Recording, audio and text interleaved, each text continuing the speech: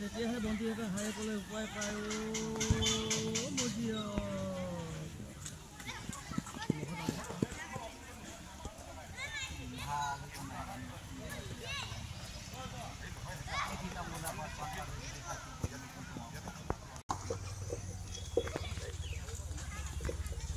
আৰু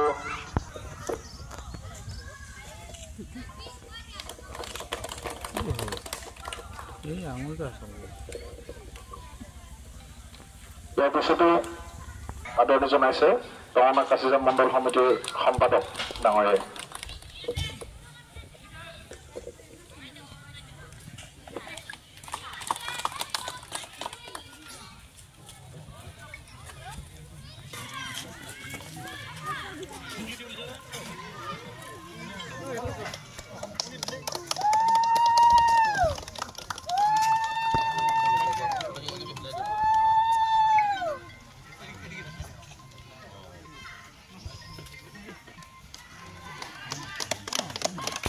মৰাণ জনগোষ্ঠীৰ যি ৰাজনৈতিক মঞ্চ জাতীয় গণমঞ্চৰ টঙনা আৰু কাছিজান মণ্ডল সমিতিৰ উদ্যোগত আজি এক বাইক ৰেলী উলিওৱা হৈছে, নাম যাৰ জাগৰণ যাত্ৰা। আৰু এই যাত্ৰাৰ জৰিয়তে এই বাইক ৰেলীটোৰ জৰিয়তে আমাৰ মৰাণ জনগোষ্ঠীৰ ৰাইজক গোটেই সমগ্ৰ স্বায়ত্ব শাসন ব্যৱস্থাটোৰ লগতে যি জাতীয় গণমঞ্চ সেই গণমঞ্চৰ সন্দৰ্ভত ৰাইজৰ মাজত সজাগতা সৃষ্টিৰ উদ্দেশ্যে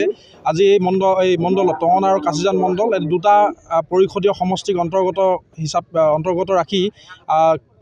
যিকেইখন গাঁও ইয়াত এই সমষ্টি দুটা অন্তৰ্ভুক্ত আছে, সমগ্ৰ গাঁওখিনিক লৈ কিনে এই বাইক ৰেলী আৰু এই জাগৰণ যাত্ৰাৰ এতিয়া শুভাৰম্ভ কৰা হৈছে। আৰু আমি আশা কৰিছোঁ আজি এই জাগৰণ যাত্ৰাৰ জৰিয়তে আমি সমগ্ৰ ৰাইজৰ মাজত